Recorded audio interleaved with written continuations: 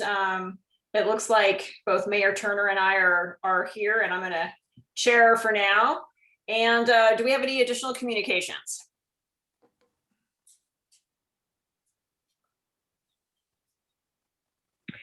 Sorry, let's see. So we did just only receive the one from Miss Becky Enos. Great. Okay.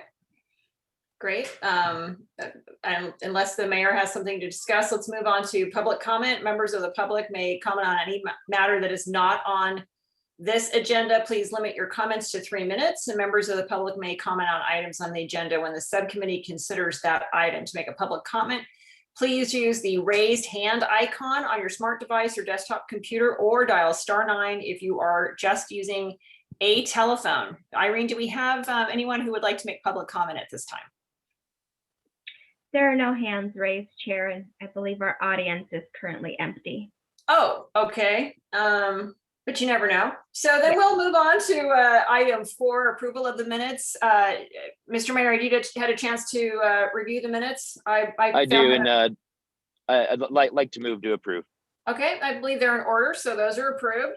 We'll move on to item 5, current items for discussion, agreement with Axon. So who would like to present? Madam Acting Chair and Mayor, I'll introduce the item, and then I'll turn it over to Lieutenant Chris Parker to give you a full briefing on this item. Just to note, Chief Ferguson is, while he is responding to emails, he is on vacation, so hopefully he's enjoying some time with his family. I saw on Facebook, ratted him out that it's his birthday weekend, so hopefully he's enjoying his birthday. But we get to see Lieutenant Parker, so that's awesome. Well, thank you for sharing that insider information. I'll have to make sure and send him a digital birthday beverage. That's right.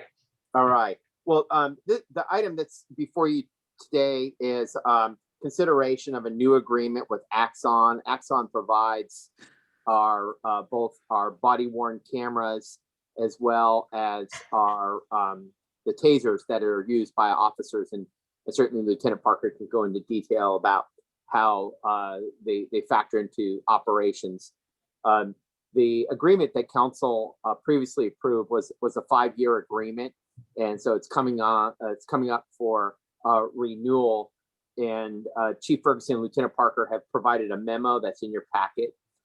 It's on page 6 that provides in-depth overview of expenditures on the existing contract versus the costs associated with the new contract. As you can imagine, or as I'm sure the subcommittee notes, there was a number of issues addressed within the last calendar year regarding use of force, and I think body-worn cameras have been an important data source for engagement of the public by our police community. And we did have an officer involved shooting where the body-worn footage was very integral to that particular case, and showing that our officers followed procedure and followed the law with respect to that particular incident. So I as your city manager, I view these as very important, and I do recommend and hope that the council will consider us continuing this program. But with that said, I want to turn it over to Lieutenant Parker.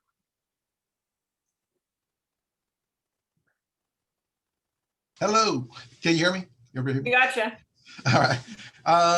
Yeah, so our current contract is up in August of this year.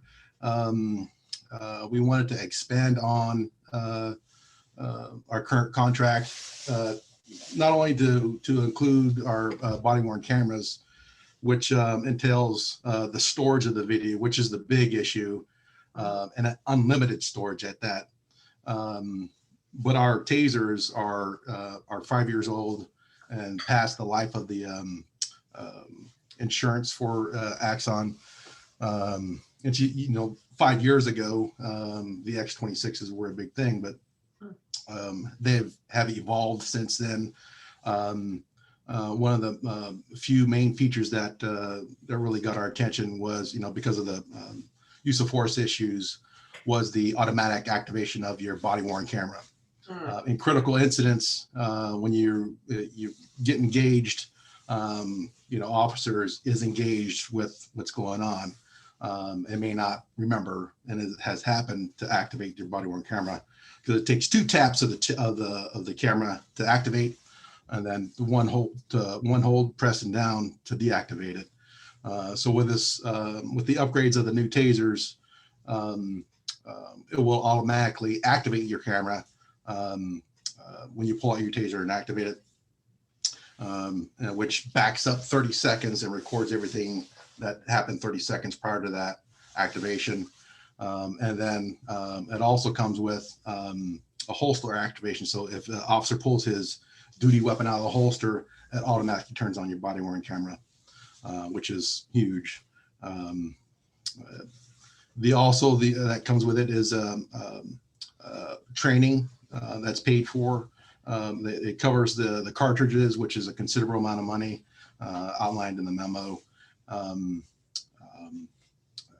And the training also comes with a bodysuit, which the chief and I are excited about. So we can do actual scenario-based training with the officers. And there was a typo in the memo. It's 15 tasers, not 13. But the X26s is a single-use taser. It's not rechargeable. The batteries are not rechargeable. But the new ones, they are, and they come with a dual use. So it has 2. You can charge it or deploy it twice with 1 cartridge. So if you have, let's say, a subject that is attacking you, and you deploy your taser to use the lethal force, and then his partner or wife comes at you, you can deploy it on without having to take the cartridge out and then reload and then activate it again. You can actually do it with one charge of the cartridge. You can, in order to do a drive stun with the old or current tasers, you have to remove the cartridge and then do a drive stun. Drive stun is just having contact with the body when you're trying to gain compliance with somebody, and you don't need to activate or shoot the probes at the individual. More of a passive resistive duty there. With the new tasers, you don't have to remove a cartridge. It's a select a button, and then you can do a drive stun. So the difference in the amount for our last contract to this, it's pretty much including the taser part of it to upgrade our current tasers. And I can take any questions if you have any questions to go further into that. And also, with the body worn cameras, you want to consider how do we get that the evidence that we have on the camera to the DA's office through the court system. And it's all tracked through evidence.com, which comes with the licensing with the contract. And we used to have to download that to a disk and mail it out. So the time to do that and the CDs and everything to get that over there. Sometimes we have to get thumb drives to do that because of the large files. Now it's just through evidence.com. It's just a link that we send to the DA's office for their for the evidence, for the video evidence, and then they access it on their end. It's all cloud-based. Yeah, all cloud-based. Yeah. It's all audited and tracked through there. And we also have the ability to adjust the images so that, for public release, we have to screen out certain things. Mm-hmm. We haven't gotten a request yet, but it does have the ability to do that. So. Great. All right, let's find out if the mayor has any questions or comments. Thank you. No, I'm good on questions, and some of the things I liked about it was it shifts away from being reliant on human intervention to engage the device, where the more automated sensors turn the camera on without human intervention. I was very much so a proponent of that, and understand that the tasers likely need to be upgraded if they're discerning. Yeah, that was, kind of my comment as well. I mean, it sounds like the technology has come along, but it's kind of, yeah, the price jump it just seems unfortunate because it's like, you're supposed to get better technology and then lower prices. That's how it works everywhere else. That's how it works in my market. So, but I agree, having it not be dependent on, you have to turn it on. And actually that was you covered my main question, Lieutenant. I was like, well, okay, so that you pull the taser and the camera starts and the recording starts retroactively, but what about your sidearm? And yeah, you answered that question. So yeah, that's just a huge liability advantage. So yeah, with our officer involved shooting, I mean, we had literally because there's different settings for the quality of the picture that you're looking to get. The better quality, the less, or it uses more battery. Mm-hmm. So it comes default at like a 720p, but we upgraded to high def just a few months before the officer involved shooting, which is, I mean, there's no question. Yeah, it just makes all the difference. Yeah, it does. Yeah. And again, like, I explained at our Business Watch meeting, it is one perspective, the video camera. It's not going to encompass everything, but it is what it is pretty much. Yeah. So, but you're capturing the best you can. Yeah, and the tool, you wouldn't do police work today without it. Right. You just wouldn't. But. Well, with that, I think Irene will open it up to the public. Are there any comments or questions? None. Okay, it sounds like the mayor and I are supporting. I will move this forward to the council for approval. It's a kind of big jump budget wise, but I think everyone agrees that in 21st century policing and in community-based policing, this technology and this ability is absolutely essential. So sounds like I think you've got our support. So with that, can we go ahead and move on to the next item, which I believe is 5B emergency operations plan update. That might also be Lieutenant Parker. Boy, we're lucky you're around today, Chris. So I don't know if Dave wants to, he always likes to say a few words. Lieutenant, feel free to jump in, and I do want to say a few words when you wrap up your staff report. Okay.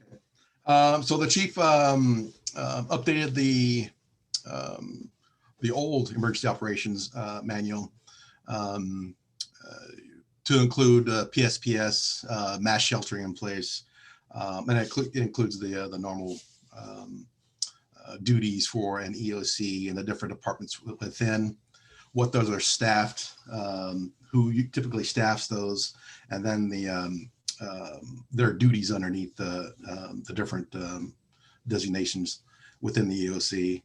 And also we digitalized it. So it's in digital form.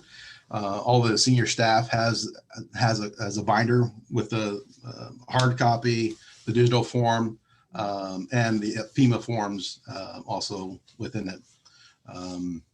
So it's just an update that I don't know when our last one, I think 2014-ish is when our last one was done. it was old. Yeah, it was old. So I would imagine we got a bit of a dry run during the last fires too. We got a dry run at operating the EOC under COVID conditions. So did that kind of help? Yeah, and we took we sought a few other emergency operations plans. We have a few of them actually we looked at, and the chief kind of melded them together and what would work best for us, and did a good job with that. Great. Any questions, Mr. Mayor?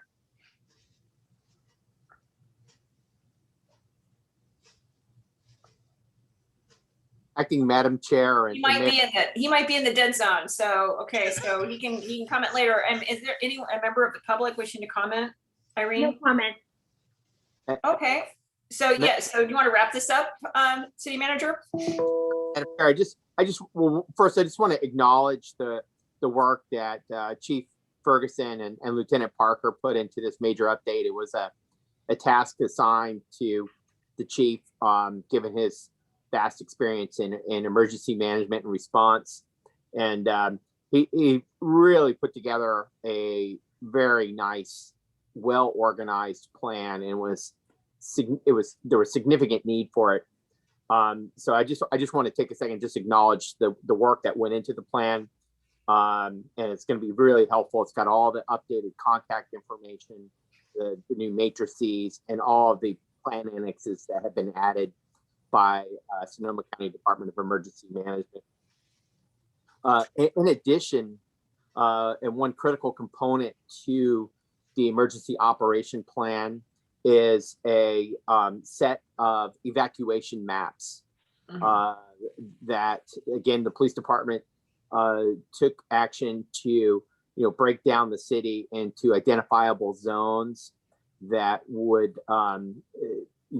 in critical emergencies may be necessary to activate a full evacuation of either an individual zone or the entire city, given some of the magnitude of some of the emergencies that we've been experiencing. And so again, that was a critical important step that we've undertaken to facilitate our emergency response. Because if you try to do it when there's an emergency, it's really too late. And we're going to be bringing this forward to council, assuming the subcommittee recommends.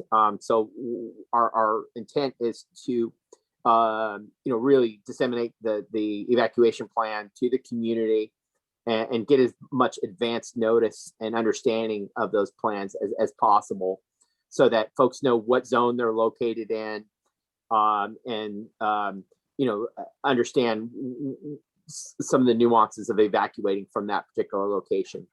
The plan doesn't go so far to say exactly where you're going to evacuate, because we think it's going to be really critical based on the instance or the situation that's before us when an emergency arises.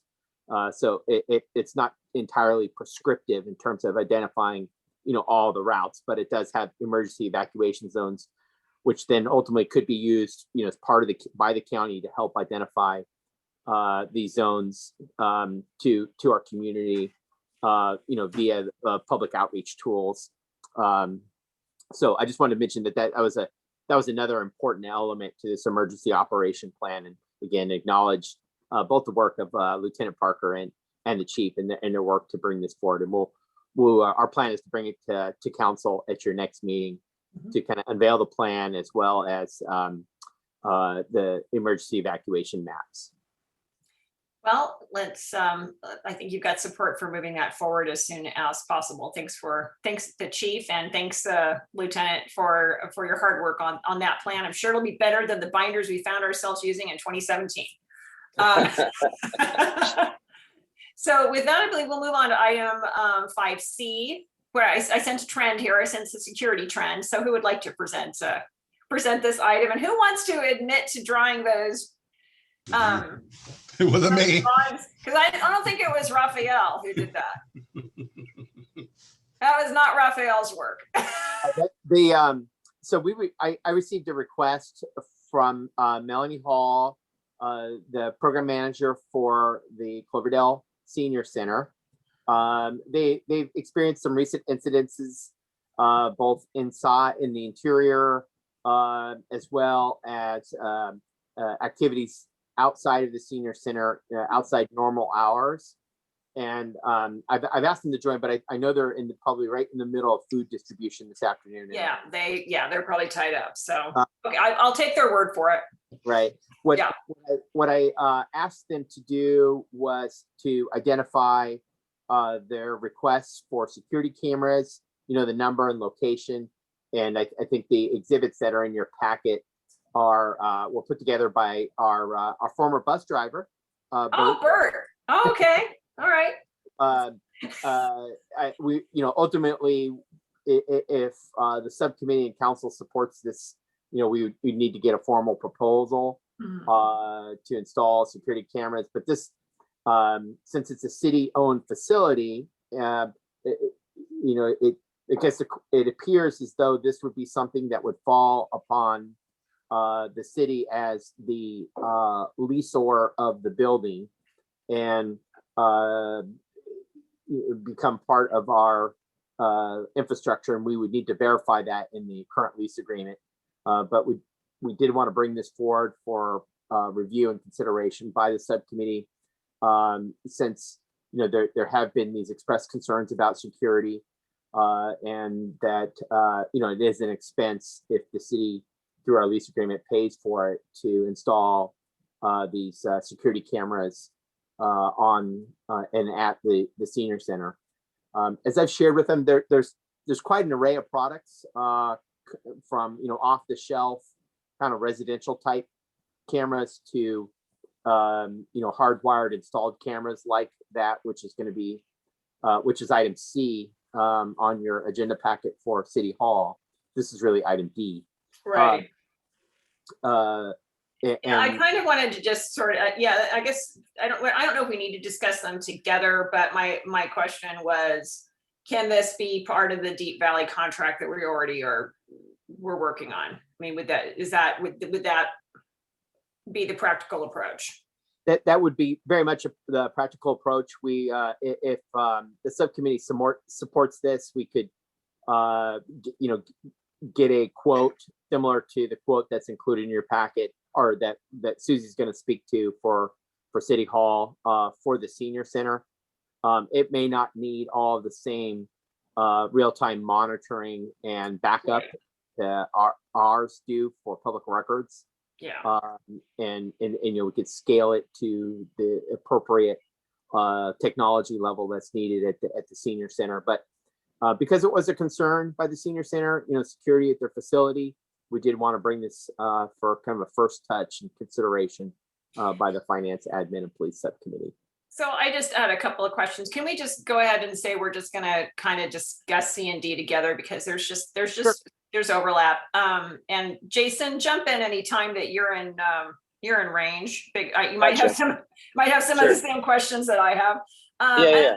So first of all, I just was going to ask, city manager, finance director, with your, municipal experience, how often is it that a city-owned building does cover, security like this, and exterior security? And if you could also refresh my memory, that I think they have an internal security system. That's my recollection. I could certainly be wrong. And are they expressing that they just have too many incidents, too many people wandering around the exterior of the building? Like what kind of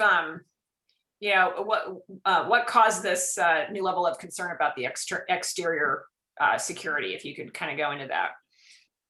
Right, and Melanie and Bert were planning to attend, so I asked them to speak to this, so that they must be tied up, or unless, Irene, do you see them in the? Yes, I just saw Melanie Hall pop in. So. Oh, great. Maybe we could kind of get a firsthand deal as to kind of what precipitated the request. Now, I just want to get a feel from staff too, as to, is it completely extraordinary that a city-owned building that is leased would be responsible for external security cameras? Is it within the norm? Just kind of give me a feel for for what that is. And then I just kind of want to hear from the senior center what precipitated the concerns that are leading them to ask for this extra layer of security.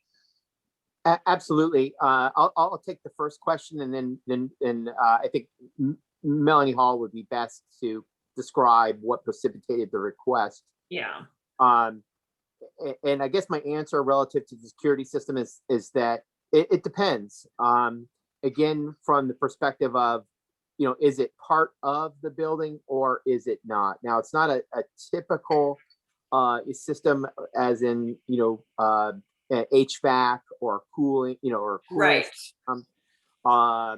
But if a system does become hardwired, it functionally becomes part of the building. But otherwise, the senior center is required to, as part of their lease agreement, to maintain the existing system. So if a light bulb goes out, they install the light bulb. But the alarm system, my understanding is that the existing alarm system is maintained and tested by the city. So okay, so we're maintaining the securities, the current interior security system as part of the lease agreement that goes with the building. Right. Okay, that's helpful. Thank you. Okay, does Melanie, the other Melanie, want to jump in and just kind of talk about, what precipitated the request? Okay, where am I? Can you hear me? I can hear you and I can see Bert. Hello.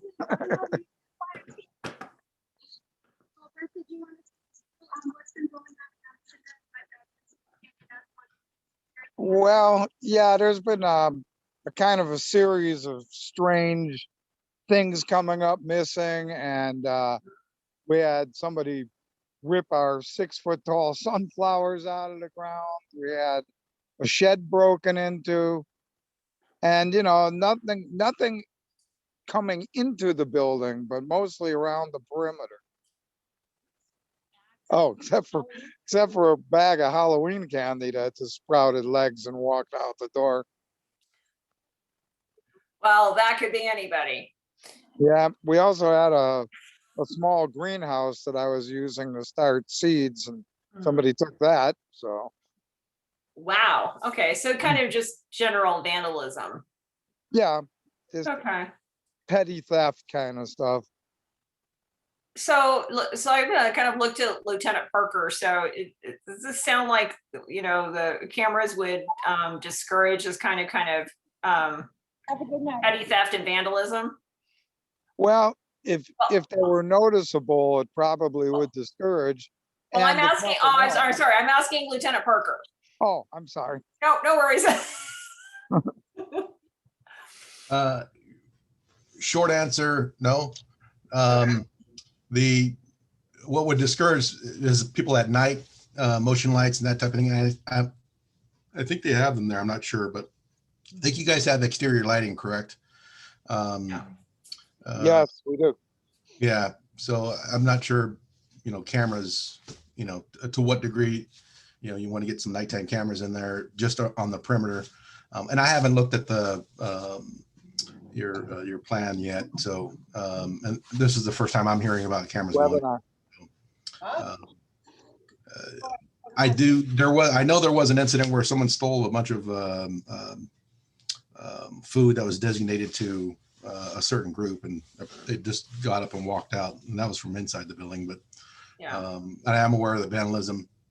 People put stuff in the back there on the different bins because they have an electronic bin back there, and sometimes they'll throw stuff they're not supposed to be thrown in there to be disposed of, and just different things like that. I know that we've contacted transients in that area. It does back up to an apartment complex there, and there are some dark areas back there in the alleyway, but so. Yeah, I'm just wondering if, before I would be comfortable, moving it. I mean, we're getting a clear request for cameras and for, to encourage sense. I think that, for me, what I would want to see is that we've kind of exhausted our, since this is the first that Lieutenant has heard about it, I don't know if we've exhausted all of our, our resources as far as improving the security around the building. So, I'd like to see it first, but I'm happy to hear what the mayor has to say. If he's not in the dead zone between here and Geyserville somewhere. No, I'm good here. Okay. So, yeah, I mean, I definitely want to see where we can, get the most impact for what it is that we're trying to accomplish, which is safety and security, where I would entertain and like to see some ideas for what cameras could cost, as if we started to be concerned over vandalism to the building, right? Something that could depreciate in value if destroyed, and therefore you get some ROI on putting cameras on the building. What I'm hearing from our experts on the subject, i.e. Lieutenant Parker, is we may not be quite there yet, but I'm not dismissing cameras. I just want to make sure we do our due diligence. Yeah, that's where I'm at too. We definitely want to protect the building, and I know that the immediate neighbors of the senior center have had some incidents and vandalism as well. So it may be a neighborhood approach rather than just protecting our building and then everybody else is everybody else is on their own. So I think that we need kind of a deeper look. So what does the city manager recommend that our next step would be? And I see Melanie All has her hand up as well, but I just wanted to hear from the city manager as to what he think might be an appropriate next step.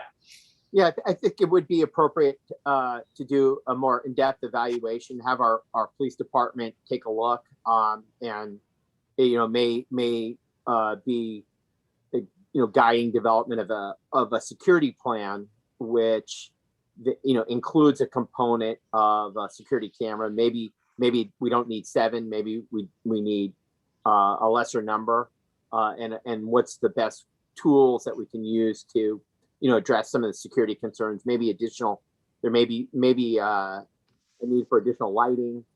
So kind of a comprehensive look at it. I know Bert has got a pretty good familiarity of the lay of the land at the senior center. So our police department can certainly kind of do more of a security plan review, and then identify what would be the most impactful in terms of addressing concerns about security, and then we could bring that, we could report back to this subcommittee. Yeah, so that sounds good. But yeah, let's get the senior center director in here. Melanie, did you want to go ahead and unmute yourself? And Sure. I just wanted to mention that I get messages from the neighbors, and also we've heard lots of comments from some of our other neighbors that there's a lot going on at night at the senior center. And in general, we haven't had a lot of vandalism, but when people walk away with a 6-foot little mini greenhouse and 6-foot sunflowers, and actually, walk away with 2 big, huge Costco bags of candy and nobody's seen anything. I mean, they're just unusual, and it is, petty.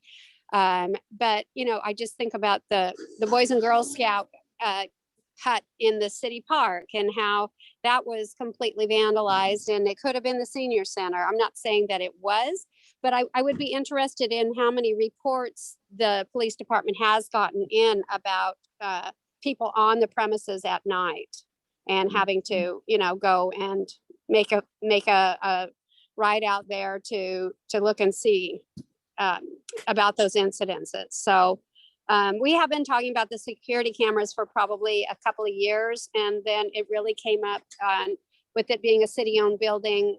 How should we go about this? How should we approach this? yeah, this is the first I'm hearing about it. So yeah, I think that if the mayor agrees, we need to move forward with a little more comprehensive security plan and see what, and bring this back to the committee if that works for everybody. That works for me. Okay, and of course, I can't ignore the fact that our other city-owned building that we don't run is the library too. So we have to kind of be aware that they could make the same request. We kind of have to be aware that we would be setting a precedent. But I like starting with a security plan first, and then see what see from there what would really be necessary. So. I believe CPAC would fall in that bucket as well. Yeah, exactly. CPAC, but they're not as vulnerable I mean, CPAC isn't as vulnerable as the library and the senior center. They're kind of easy marks, unfortunately. So, yeah. Okay, great. Well, any other comments from the public, Irene? No other comments. Okay, well, with that, let's move on to, we covered 5C and D. We'll move on to standing items. I think we got some correspondence regarding item A. So we can move on until we hear from Rebecca again. Can we go ahead and go to item 6B, current state of COVID pandemic. I assume that's city manager. Yeah, Madam Chair, I was going to ask real quick if I could ask Susie to just provide an update on the work she did to get a refined quote on the security camera for City Hall. Oh, that's right. That's added in there. I'm sorry. Apologize. Let's jump back to the City Hall security cameras. Yeah, no problem. So I'm calling this 2.0. So I went back to Deep Valley to find out if there was a system that would monitor by camera, like a dome camera out front. And if we could somehow incorporate that. So I did get a quote and it doubled the cost. So now it's $14,600, but that includes a dome light in front of City Hall, because the speaker, the intercom would have to be, right at the door. So it would be on the side wall. So you wouldn't really get what's going on in front. But the camera could then be that one, the dome camera could be tied into the cameras that are already feeding into the police department. And this one would have audio, so it would capture everything. Then we would have the intercom that we talked about, and that one would be video when they press the button. Then you would get that video and you would be able to speak to the receptionist. It would also then once the receptionist has spoken to the person, she can then press a button which would release the magnets, which would open the doors.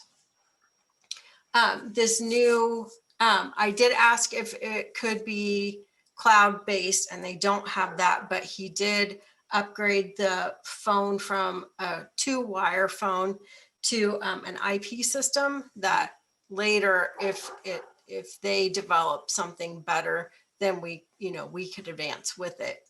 And it will back up to our server. Okay.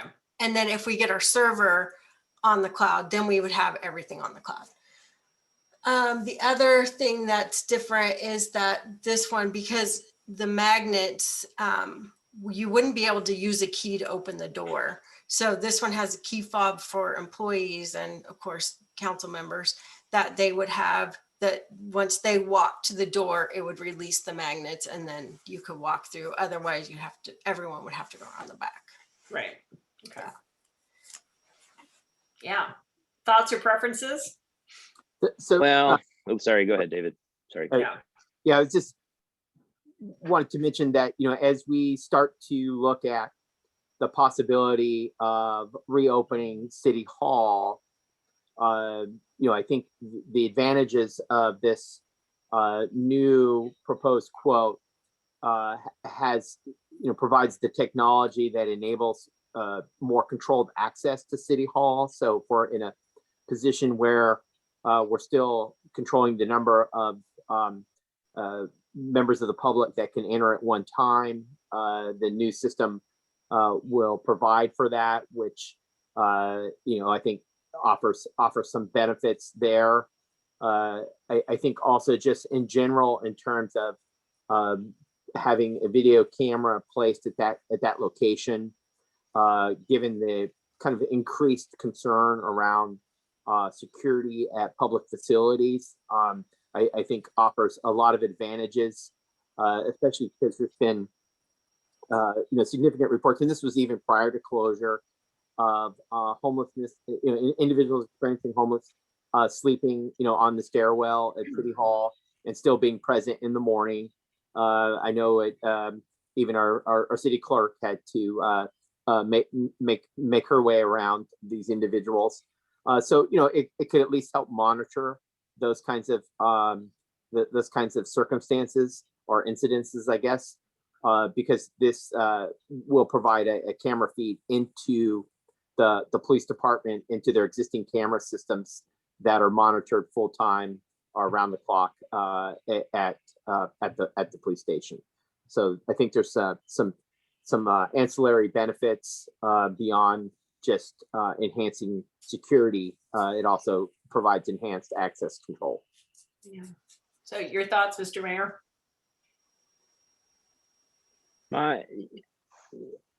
I'm not disagreeable to this. My question comes from what kind of reasonable lifespan can we anticipate out of the system for that level of cost? If we can, I mean, what I'm thinking to myself is, as long as we're able to see clearly and hear clearly, the technology shouldn't be made obsolete within an immediate time frame.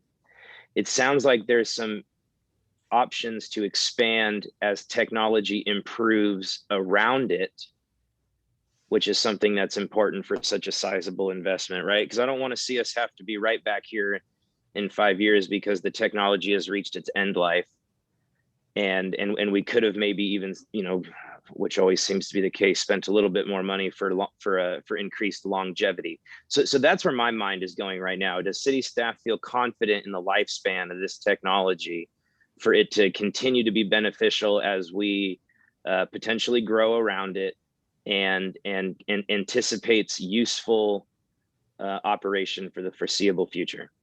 Yeah, that's a great question, Mayor. And I think, based on the quote, a lot of the most significant costs are the infrastructure work to support the camera. The camera really in and of itself is a little over $400. So, as camera technology improves, it may present an opportunity for us, in the next 5 years, should we entertain this new system to replace it. But I think the most significant cost, which is the install and the necessary systems to support it, will be in place, and it will be a one-time expense. So from that perspective, I think it could be, we might be on the hook to upgrade a camera with better technology, though this certainly sounds like it's the kind of the latest greatest model, but otherwise, a lot of the costs are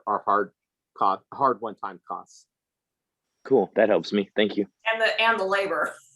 Yeah, because and those costs would likely go up if we waited, right? The infrastructure being put in, the labor, et cetera, right? So that'll just go up.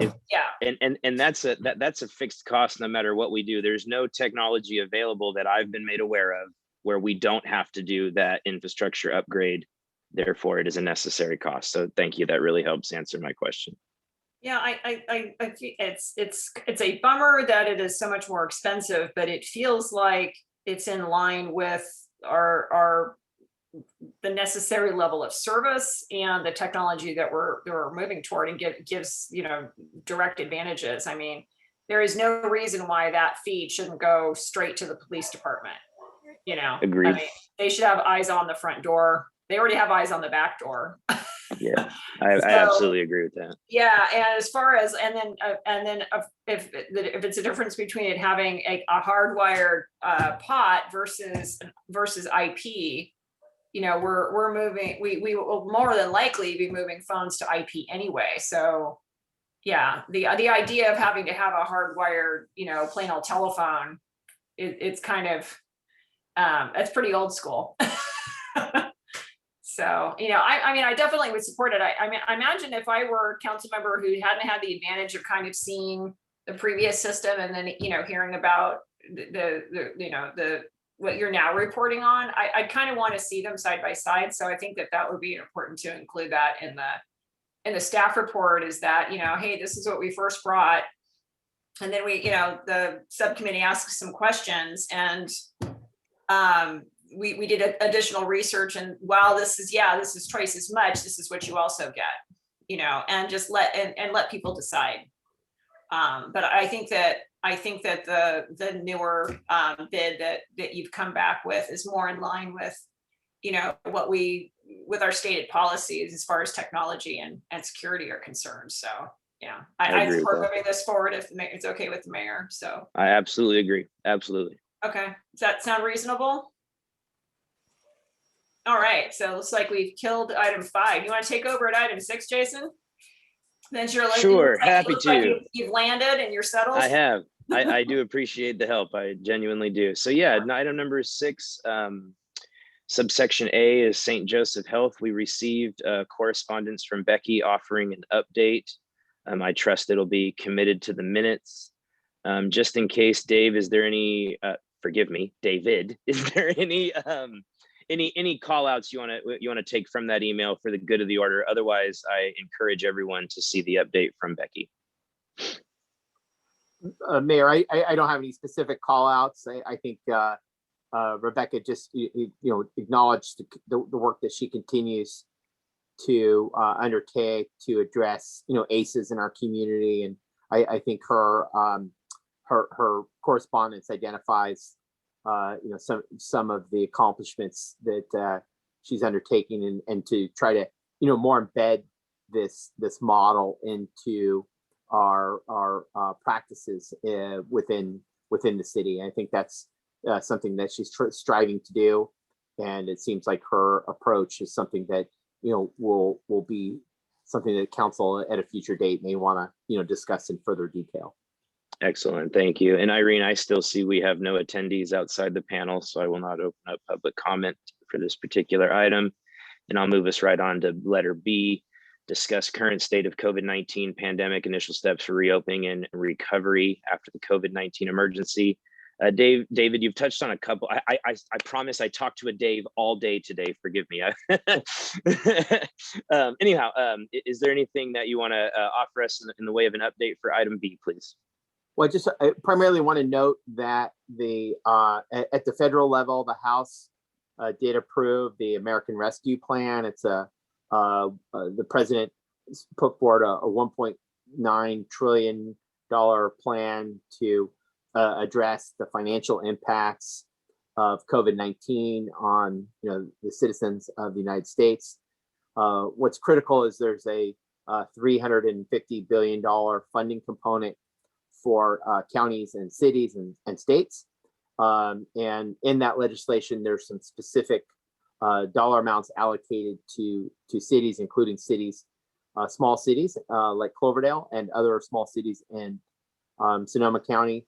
Currently, the funding package identifies approximately $1.6 million that the city would receive that would help address the financial and economic loss associated with COVID, which we predict our forecast identified impacts of somewhere between 600 on the low end and 1.2 million on the high end, but also cover out-of-pocket costs and expenses associated with addressing.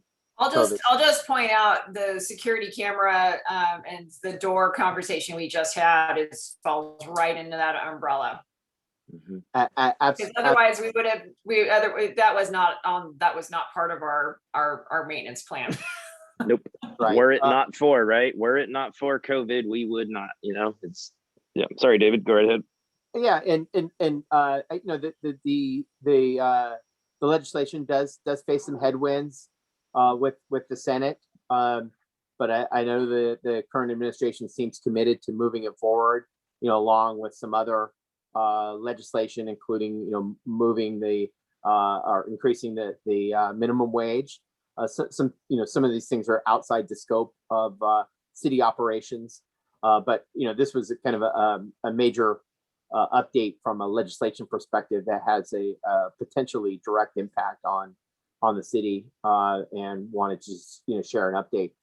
Staff will continue to track this legislation and see where it lands and what ultimately the Senate votes on, and likely will require some reconciliation between the House and Senate, where the final amount of any funding that is for cities is approved, will be determined. And staff's made a number of bets on where this ultimately lands. So whoever's right gets to buy everybody lunch. So is there an illegal pool going on?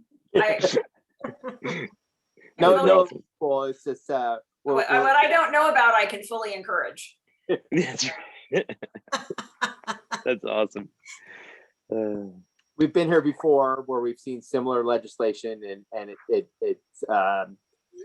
just seems like with the current administration, there's more opportunities for this type of funding legislation to be successful. So we'll see if that's the case, but we'll continue to monitor, and ultimately we would expect if approved, council will want to take up the matter of how to utilize those funds and for what purposes, and we'd of course come with staff recommendations on our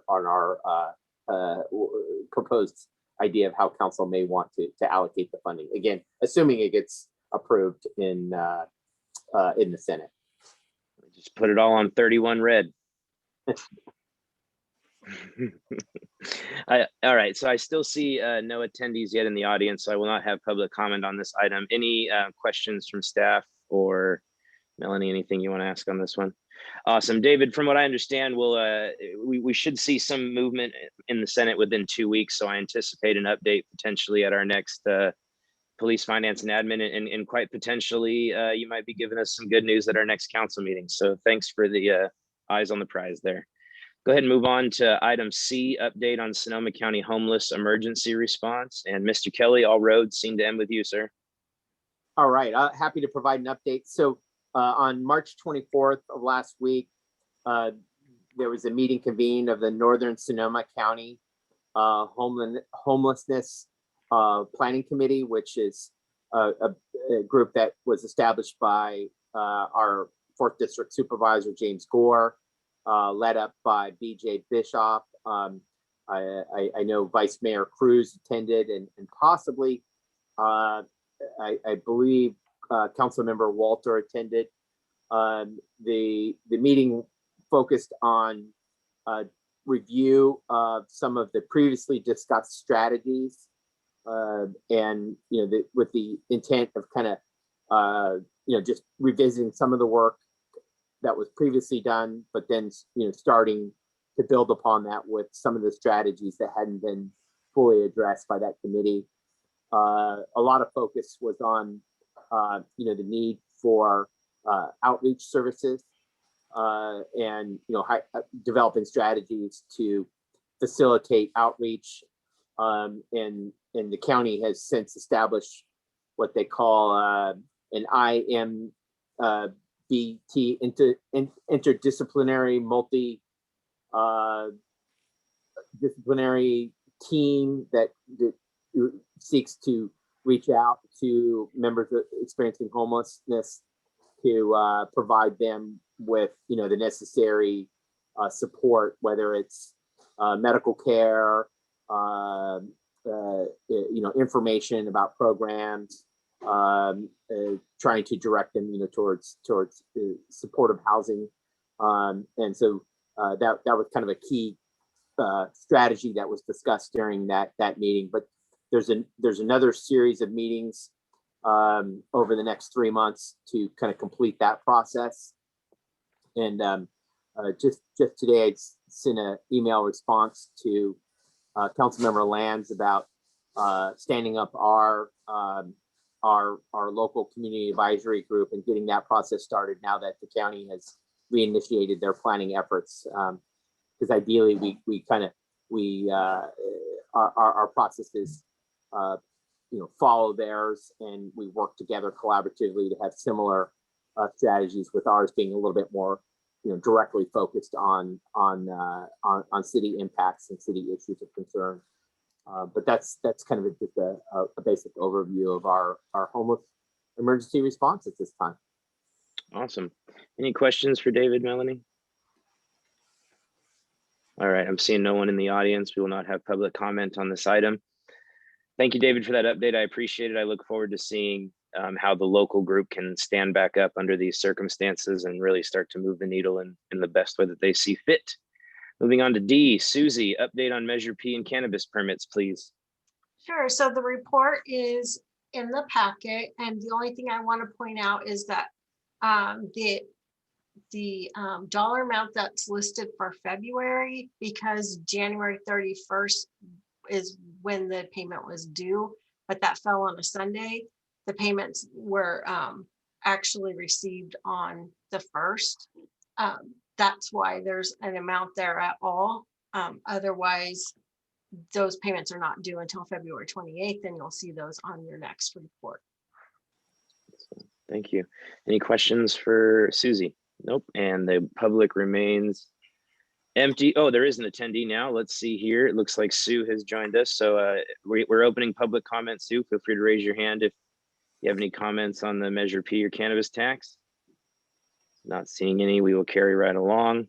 Update on pension liability legislation, financing tool, and other. No updates, Mayor. Thank you. Sue, any questions on this one? Seeing nothing. All right, thank you. We're going to move on to F, please. Update on OpenGov. Okay, I'll provide an initial update, and then both our finance director and assistant city manager can provide updates on the on OpenGov as well. Since our last meeting, staff has had training on the budget module, and our finance director has scheduled budget meetings with each of senior staff, and those are all scheduled. You'll be actually receiving an update at this on this at your next council meeting. But our plan is to actively use OpenGov to prepare our next budget. And Susie and her team have been actively researching other jurisdictions' digital budget book, which I think is going to be really exciting. And Susie, is there anything you want to touch on about the budget book? No, we're just really excited to, see the end product. Yeah, but yeah, we're starting, we have one meeting starting next week. So, and then 2 weeks later, we'll start full force. So, yeah. Yeah, and for my part, we've been having twice weekly meetings to get the building permit module in place. It's by far the most complicated of all the modules. It just has a lot of different intricacies and things like that. I think we're getting real close. We're going to have something probably called like an express permit, and those are for things that don't need to be routed to other departments that don't need plans either, things like water heaters and roofs. So that's kind of cool. And then the other thing I want to report is we're getting ready to do our scan so that those 140 bankers boxes will be scanned. That council will approve that. We have the guy under contract, and he's going to probably pick those up in the next few weeks. And he's been coordinating with OpenGov to make sure it's in the form that they can use to migrate all those files over. So things are happening. That's fantastic. Right. I have a quick question, Mayor, if I may. Absolutely, please. Okay, just I certainly don't want to freak anybody out or put the cart in front of the horse, but I just want to put this out there that as we are looking forward to possibly on bill financing for for water reduction technology or for energy and sustainability technologies. I just want to make sure that we're linking our public outreach with information about those with the how do you get the building the permit approved. I just want to make sure that that's kind of part of the plan, as well as making that really easy for the bill payer, for the rate payers and for the contractors to be able to get plugged into that system, so that it's just really seamless and really easy moving forward. Awesome. Thank you for the input. Let's see here. Any hands raised outside? Sue, any questions? Not seeing a hand go up. Thanks for all the hard work on this. You guys, look forward to the next update, and definitely agree with Melanie. Just always kind of thinking forward for ease of access and usability. All right. I'm just looking forward to what I hope is going to be a little more streamlined, a little less daunting budget process. No doubt. No doubt. That's awesome. All right, so we had a really comprehensive presentation and dialogue on item G at our last council meeting. If you are watching this particular subcommittee, I genuinely encourage you to go check that out on our February the 24th meeting. With that being said, David, anything that the team would like to update since that Wednesday meeting? No further updates since your previous meeting. I do have a scheduled meeting with Zero Waste Sonoma staff, where we'll be talking about a implementation timeline for SB 1383. And as I know more, and as we coordinate with our city attorney on the MOU review and the ordinance, we'll be able to provide timely updates to the subcommittee, but no further updates at this time. I think that got Excellent. parked with us, Jason, so we're going to be seeing that for a while. Excellent. All right. And then any questions from the audience? Seeing none, go ahead and move on to update on the governance manual. Another item brought up at our council meeting. There was seemed to be a desire to potentially have a special council meeting in March. And David, any updates you'd like to offer in that regard? Otherwise, you and I need to put our heads together and figure out when availability occurs. Yes, Mayor. The internal staff team is comprised of myself, Irene, and Shannon Peterson. We have, taken on the task of updating the existing governance manual document by incorporating additional sections that we've, received feedback from, members of council and the subcommittee, with the goal of, getting the language updated, getting the document updated, so we could, council can actually have something to look at and review and provide additional feedback. But I know it's of critical importance to the council, and we'll want to identify what are maybe some other issues and governance matters that the council would like us to update the manual to reflect. So that might be a topic for discussion. We want to make the workshop as fruitful as possible, and really make sure it's a working meeting where we make progress on and get the council's input on the critical issues that you'd like to see us update the manual to reflect, because we're taking our best effort to again identify, understand what council has expressed, and making those draft updates, but ultimately it's going to be critical for council to provide feedback and guidance on whether we missed anything and if there's additional issues. And so that would be a great discussion for a workshop.